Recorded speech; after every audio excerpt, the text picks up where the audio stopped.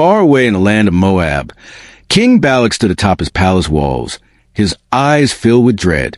Below him, stretching across the valley like an ocean of white, lay an endless sea of tents, Israelite tents. They had crushed mighty nations, toppled kings, and now they camped at Moab's border. Balak knew the truth. If Israel marched forward, nothing would stop them. Moab's warriors were fierce.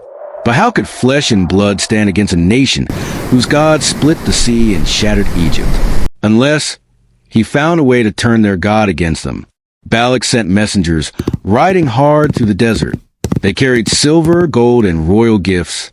Their mission: find a prophet feared across nations, a man named Balaam.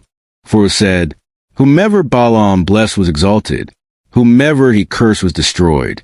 Night had fallen when Balaam stepped outside, torchlight flickering across his weathered face. Before him stood the messengers of Moab, arms overflowing with treasure. King Balak offers you great riches, they said. Come and curse Israel. He will reward you beyond measure. I can only speak what the Lord commands. Stay the night. In the morning, I will tell you what God says. That night, as Balaam lay in his home, the presence of God filled the room. The voice of the Lord spoke. Do not go with them. You shall not curse these people, for they are blessed. The next morning, Balaam stood firm. Return to your king. The Lord refuses to let me go. But Balak did not accept defeat. He sent messengers again, this time more noble, more powerful, richer in gifts. They stood before Balaam and pleaded, let nothing stop you from coming. Name your price, whatever it is, the king will give it. Balaam answered, even if he filled his palace with gold, I cannot go beyond the Lord's command. Yet that night Balaam asked God again, and this time the Lord said, go with them, but speak only the words I give you. Before dawn, Balaam saddled his donkey and set out, unaware that the road ahead would test far more than his obedience. Morning sun blazed over the desert, when suddenly the donkey stopped. Balaam tugged the reins. Move, he snapped. But the donkey refused, for she saw what Balaam could not. A mighty angel of the Lord, sword drawn, standing in the path. Balaam struck the donkey, once, twice, 3 times. Move, you stubborn animal. Then the donkey spoke. What have I done to you, that you struck me these 3 times? The words froze Balaam mid-swing, but instead of recoiling in shock, he answered in anger. You've made a fool of me. If I had a sword, I would kill you. The donkey replied gently, have I ever acted this way before? Balaam paused. No, never. Then his eyes were opened. Before him stood the angel of the Lord, radiant, terrifying, sword gleaming like lightning. Balaam fell to his knees. The angel spoke. Why have you beaten your donkey? I stood in your way because your path is reckless.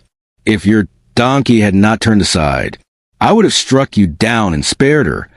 Shaken, Balaam whispered, I have sinned.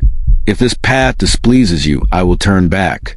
But the angel said, go, but speak only the words I give you. Balaam arrived in Moab. The city gates opened with a royal procession, chariots, soldiers, banners waving. King Balak stepped forward. At last you have come. Did you not believe my messengers I can make? But Balaam's voice was distant, still trembling from the divine encounter. I have come, but I can only say what the Lord commands. Balak's eyes narrowed. Then let us begin. He led Balaam to a high place, Bamith-Baal, overlooking Israel's vast camp. Fires roared. Priests prepared sacrifices. Balak pointed below. Look, a people too numerous to count. Curse them for me now. Balaam stepped forward. He opened his mouth. But instead of a curse, a blessing flowed out. I behold them, a people set apart, mighty and blessed. Who can count the dust of Jacob? Balak's fist clenched. What are you doing? I brought you to curse them, not bless them. But Balaam answered, I must speak what the Lord commands. Desperate, Balak dragged him to another high place, Pisgah. 7 more sacrifices were offered. Perhaps here, the king insisted, the Lord will allow you to curse them. But when Balaam spoke, The words were again a blessing. God is not a man that he should lie. What he has blessed, I cannot change. Balak trembled with fury. One last time, Balak led Balaam to Mount Peor, high above the wilderness.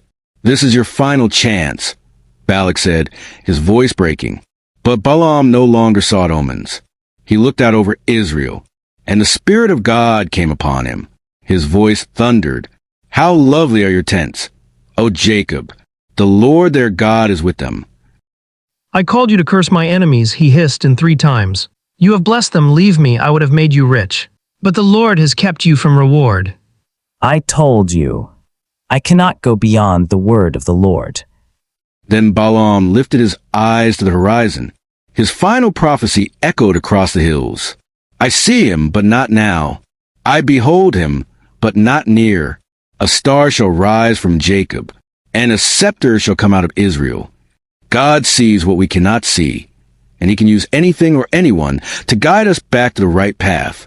In the story of Balaam, we learn that God's presence is everywhere, even when we do not realize it.